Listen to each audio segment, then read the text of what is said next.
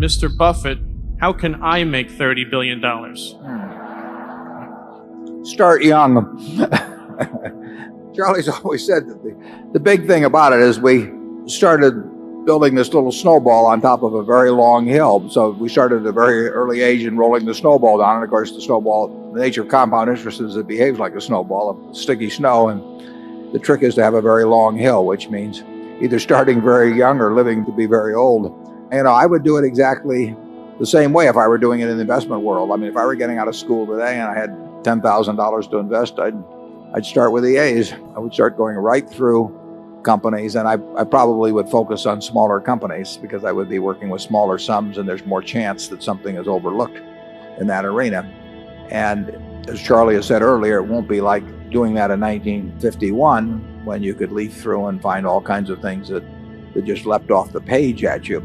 But that's the only way to do it. I mean, you have to buy businesses or little pieces of businesses called stocks, and you have to buy them at attractive prices, and you have to buy into good businesses. And that advice will be the same 100 years from now in terms of investing. That's what it's all about. If I were working with a small amount of money, the universe would be huge compared to the universe of possible ideas I work with now.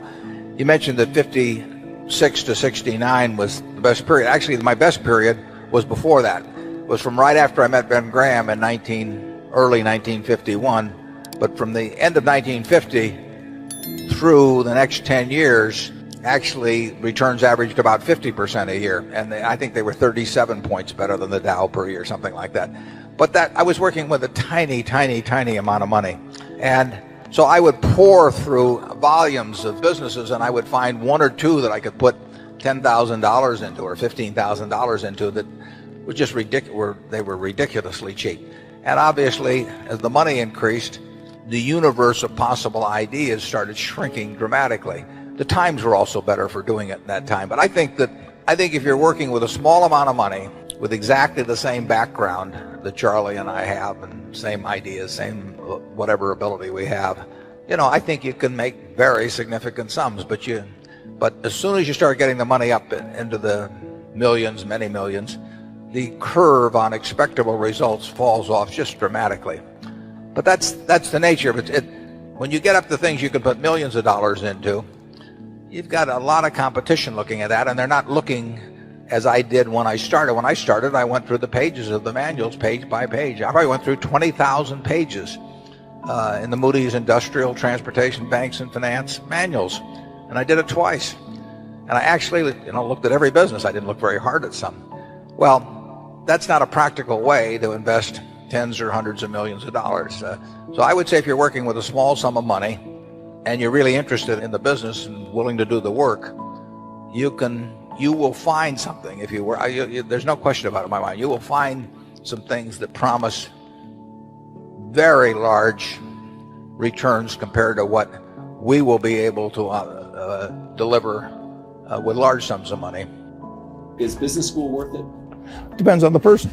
And much more than it depends on the school. Some people are going to get a lot out of advanced education, and some people are going to get very little. And I don't even think it's important that every person go to college at all. We have all kinds of jobs at 70 or so thousand a year, or 80,000 a year, that college training is not of use. And I actually was not keen on going to college myself. Yeah, my dad kind of jollied me into it. He could get me to do anything, but I knew I could have a good time. I liked investing, and I could read the books. It's a big commitment to take 4 years, and the cost involved, and maybe the loans involved and everything. I think depending on what your interests are in life, I don't think it's for everybody. I think it's for a lot of people, but there ought to be a reason you're going.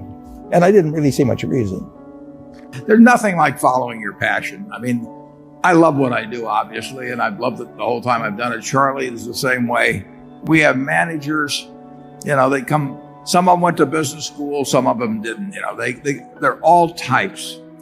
But the common factor, they're successful. The common factor is they love what they do, and you've got to find that in life. And some people are very lucky in finding it very early. It was dumb luck that my father happened to be in the securities business. So when I would go to his office, there were a lot of books to read, and I got entranced with that. But if he'd been in some other occupation, I think I would have read those books eventually, but it would have been a lot later. So if you find something that turns you on, my guess is you're going to do very well. And then the beauty of it is, in a sense, there's not that much competition. I mean, there are not a lot of people out there that are going to be running faster than you in the race that you elect to get into. And if you haven't found it yet, you may well have found it. But if you haven't found it yet, you've got to keep looking. And we've got 70 plus managers.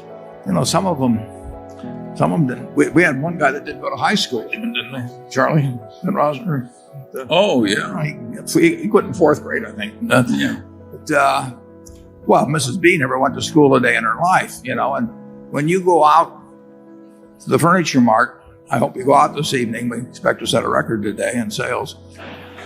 What you are looking at on those 78 acres, is the largest home furnishing store, about 400 million of sales, largest store in the United States.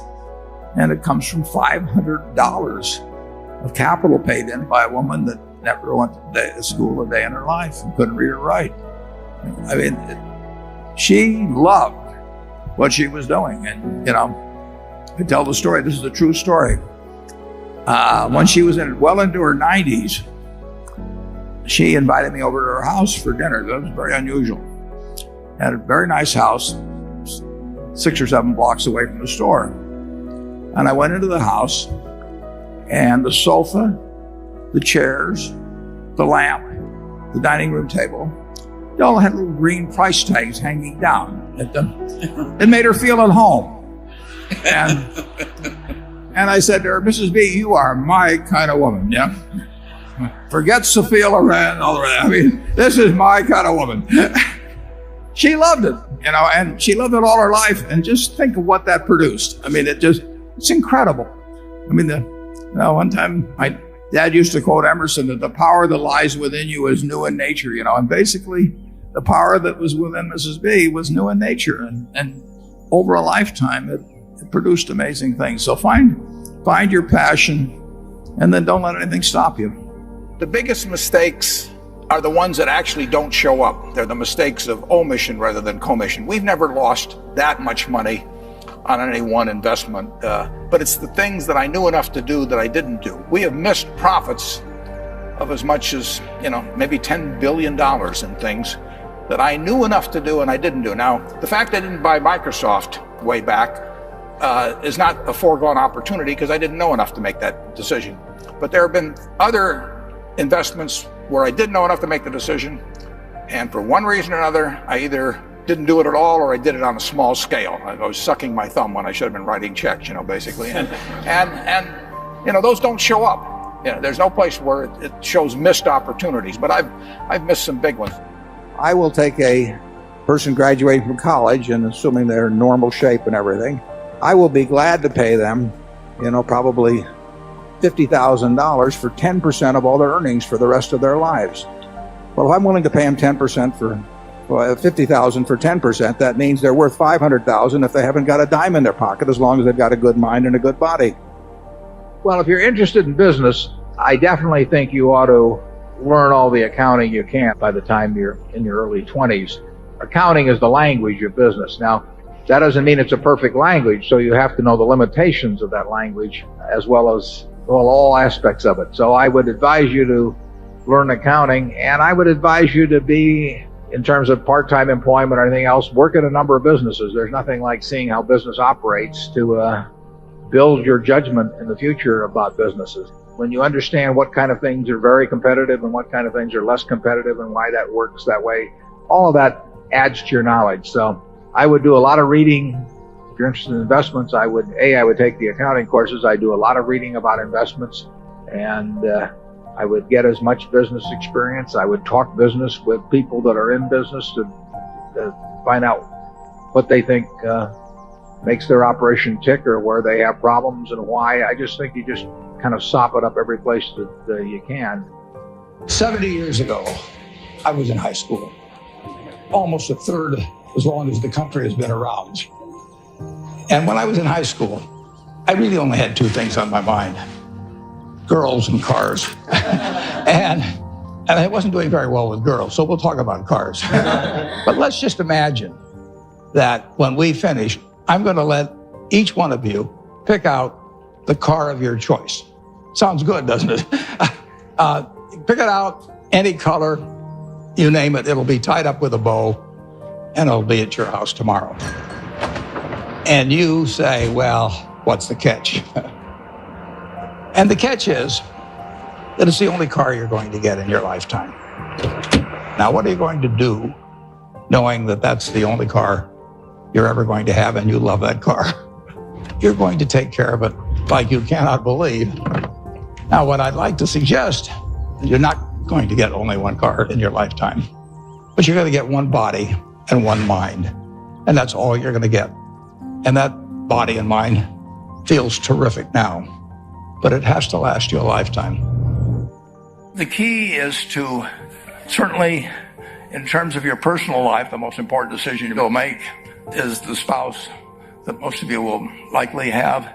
And it's very important to surround yourself with people that are better than you are. You are going to move in the direction of the people you associate with. So I've been enormously lucky in that respect. I mean, I've just had teachers and friends and a spouse that really was a better person than I was. And I had enough sense to learn from these people that life went better if you behaved better yourself. It took a while. So I advise you to seek out, as your partner in business, your partner in life, whatever it may be, look for the people that actually are examples to you rather than somebody that you think you need to straighten out yourself. And simple rules like that, delighting customers, working through other people, associating with people that will cause you to move in a better path than you might otherwise have. They will take you so far in life that it's hard to believe.